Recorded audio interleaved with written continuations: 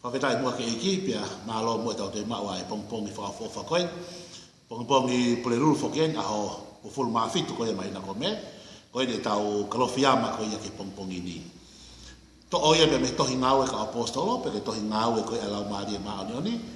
Wahe ai pe hono ua, ves hono ua pe me ves koe a hono tolu. Ai au pe hono whakarea. Tohi ngau e ka apostolo, wahe ua, ves ua pe me tolu pe hono whakarea. Pea whakafoki wha, na ai uulu pe mehelangi, koe fu matangi malohi au pito, pea nane whakafonu e ia ai whare na nau lofo ai. Ves hono tolu, pea nai haa meka teki nau tolu ai e lelo manga hange haafi, o nofo ia takitaha aki nau tolu. Koe kaweinga koe ia e tau kalofiama koe e pongipongini, tau hoko atu pēni ai he whakakaukau koe aho moniti aho fulumani ma, whika koe pia moelea Pentekosi. Na tau tala noa whoki e aho monite, fulumani ma koe au me, o whelawe i pia moe veso no uluaki, koe ni utau hoko atu he veso no ua pia moe veso koe hono tolu. Tala mai he nau he loki koe i olunga, pia whakafoki whaa pēne iai ai ulu na hoko mai me langi, pia moe futuoni matangi malohi au pito. O ne whakafonu e ai whare ai loki koia i olunga pe koe upper room. Paka mea rewa na hokona e toki asima i rewa ai ngahi e lelo manga hange haafi o nofo ia takitaha aki nau tolu. Whakatonga i ane ka toko tia wanoa na nau i loki olunga. Pena hoko mea rewa ai matangi. Koe mea koe kumari e, koe matangi pia moe afi, koe whakatai pepe ia ki ngau e lau maari e maa ononi. Koe taimi na hoko mai e lau maari e maa ononi ki he loki koia i olunga, na e hoko mai ia o manga ua rewa. Ai koe hoko mai koe alau maari manani he loki o lunga o manga ua. Koe taha rewa koe matangi, tuoni matangi maalohi. Na ne whakapito pe na ne whakafono ia ai loki koe na nau iai. Ka koe elelo manga hange haafi, tala mai na alaki o nofo tau taha he fo i toko te au anoa. Whakatonga nga iane, koe matangi na ne whakafono ia ai loki, koe afi na e nofo i he toko te au anoa, nofo i he nau ngahi mo i tau taha.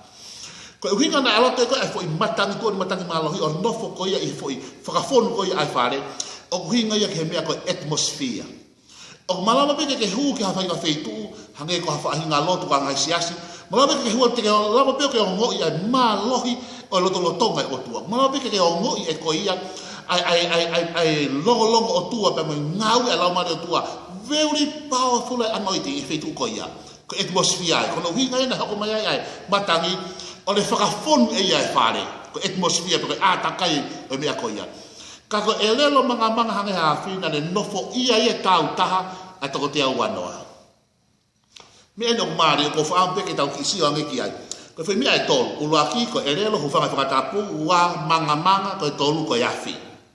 Tau laki whenga ki tau laki whenga ki tau vete ki tau taha ki tau whatonga e tainu hoko mai a lau maari e maani o ni ki tau ngahi moui. E lelo kuhinga ki he rea. Ko taimi te ke lau ai tohi palo vea pipe ke tohi rea whakatata, o ngaki e Solomone ai ngahi fo i whakatata e tolu koe ni. Ko e ngutu, ko e lo ngutu, mo e relo.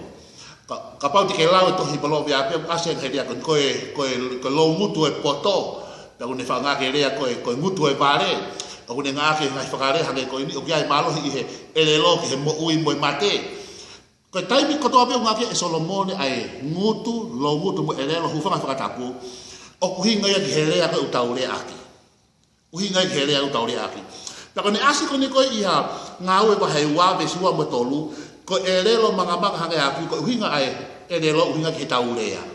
Ki taurea ka atau tolu. Ko manga ko uhinga aku kehe fo i manga ki toko taha koe me fo i manga toko taha koe. Mantu ko toko tia wanoa. Tako hiko ko te tia wanoa, koe fo i manga e taha ke tama koe, manga e taha ke toko taha koe.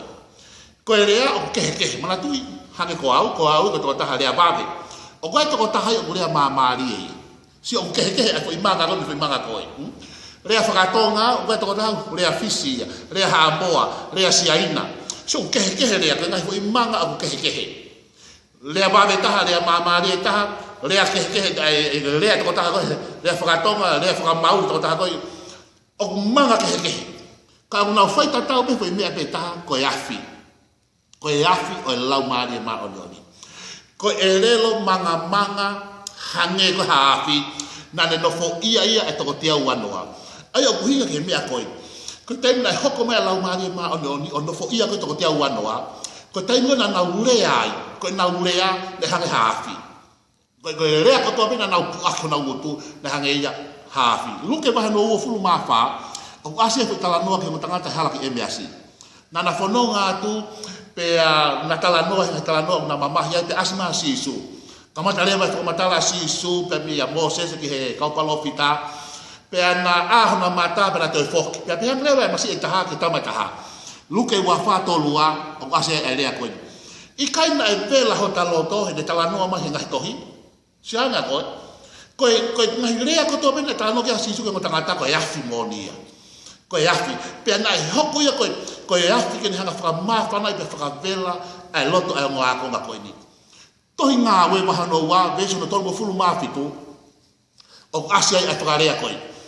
malanga ko apita he apendikos ma tiko formu apita he lau mari ma ni pa de malanga to hinga we wa he stong fulu ma fitu o pe heni ho frarea ko e wese pa mo tua pe na e mahu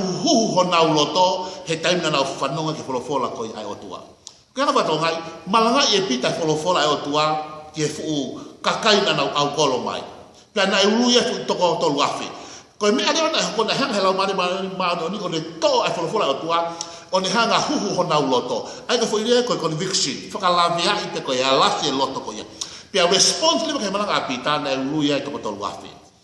ko e taurea o fi mo ke ya fia ke ho ko ta po ke ho ko fa koloa ki fa to nga yang i savia ko i maman i he anga lotu mo u e fa mi atakai ko pese te hiva ni ma palo pale mo siasi o fa tu punga he area ta metala noa pese te hiva ni ma palo pale mo family ko fa tu punga i he area ta metala noa pe atane ne ke hoko mai lau mari ma ni hoko mai i he area lo manga manga me hafi ko wike liu e anga tau tala noa to ta ko na tala noa ta i kuna hoko mai hafi lau mari liu ke hoko ni tala noa ko i kuna to ta ko hoko ai ni tala noa ko mau ko polo pare na society tala noa tuku hifo e hoko mare lau mare mani mo ya fi ko ya ken hanga ko ya fakari liu fa ko hoko le tala noa ko to ta ko fa koloa e fe sofa wa hiba pe e paula pe ona ha tala noa uri mo butu ka o me tala noa gulele mo au mo lang hake pe to ko ni ke kau fa no o fi mau ke hoko e taurea ko ya fi ko tai ko te malanga ya fi lau mare pe ngone alasi le ba ai loto ko ia to ko ta ko to be u fanongo fatonga yang ko ngawe ala mari ma ni ko dia alas tama i to ta ke dia ko ni alu ka sias ko ni alu malang ko ni alu ke tau fare i kai ngaloto ko ia kata ko mo o kai ke ngawe ke tau fare siasi ko fatonga ia ko malanga fo fo la tu ko to lai ko na malanga ko si ta be kai ngaloto ko sabat ko ni ko ha be kai ngaloto ko ta be kai ngaloto to ku ko be fa o tu fa mo ko tau fatonga ia ko no malanga fo la o tu ko ngau e lau mari ko ni hanga huhu e loto pe na e mahuhu ho na loto alas e lau mari pe ko ngana na fato mala na lau tafo ke na au kolo mai ke ori ta pe na no response ke folo fola o tua ko ngau e af e lau mari ma oni ko ngutu ko rea ko tala no fimo ke e af e lau mari ma ni o tau manga ke rea ta ko me tama ko ka tau fa u ta pe ke e af e lau mari ma ni ko ia fe lau mari ko ni ngahe me pe fai ke o tau malanga i ko to abe to e fola o tau hiwa o tau oke lo tu ka ko me ko ni tala fai ke ko ia fe o lau mari mani tama i he to ta ke tiau ko ia fa hok mo pe hono mutu ko polo parema tala no tai ko ta tu hiwa pe ni fa fa tu pu hanga polo parema i lo tu mo si pre tama ke tiau ko fe mau ke algo na wapi pa ne o ne lo to ke ni hanga ta hono mutu pe hanga mau hono mutu ngai he ko me ko te fito i polo parema pe o tangi to ta ko ni o na ke ala ko mutu na ke mau mai o sai pe ho mutu ya o fa pe me ko to hena fa tu pe o ke fa me ka to ko me o ke fe mau e ko ya fe la mari ma no ni he ko tai ni hoko mai ya fi elelo manga hane hapi hoko mai ya fi la mari ki orea tala te hoko ko tapwa ko tala no la haki tala no ipo ko tai ni ke tala no ai bete na ta ya fi vela la mari ma no ni fe bahi aki pe mo kai tala noa i kunga tala noa langa hake e hoko orea ko to tapwa ki he tai ni hoko mai ya fi la mari ma no ko tai ni hoko mai la mari na mangaua ko matani na whakafonu e ai loki ai whare ko atmosphere ai kai hoko mai e relo mga hange afi o nofo he fufo i toko te au anoa katoa koni o kehe fu i manga ki tama koe mo fu i manga ki hei ka ko ele lo hinga ke rea o ke e afi o lau mari manoni ko tau malanga o ke e afi o lau mari ko tau rea o ke e afi o lau mari ta ko ngau le lau mari ko fa alas ko fa labia e loto o ki na tol ko be o fanongo peto kai la mai to to luafe ko ni kai la mai ka ka pita ko ha ko me te mau fai he ko si mau hu o na loto i he alafi he lau mari he ko malanga apita ne ko malanga i be fola kana e whakataha i ko combination between the word and the spirit the hoko mai mai afi ko ya le alafi na loto peto tali mai pita be son tolu malu mo whakatomala pena ulu ya to tolu afe e whakatau ke be son whanga fulu mata ha tuanga e lau mari manoni o tua que le whakafonu e loki e atmosphere e matangi pe tuanga e afi lau mare manoni que le nofo i ho mo ui me kumbo ui pe tuanga mo e taurea que ia e afi lau mare o tua que tau o tu e tamai ko lotu ia ki afiona que le tape ki ne to taha ko ape vai amu lau mare manoni pe que whakafonu e fare a loki e feitu ku mau i ai e atmosphere ho loto nga pe tuanga e afi lau mare nofo i he mau ui ko e mau rea ke e afi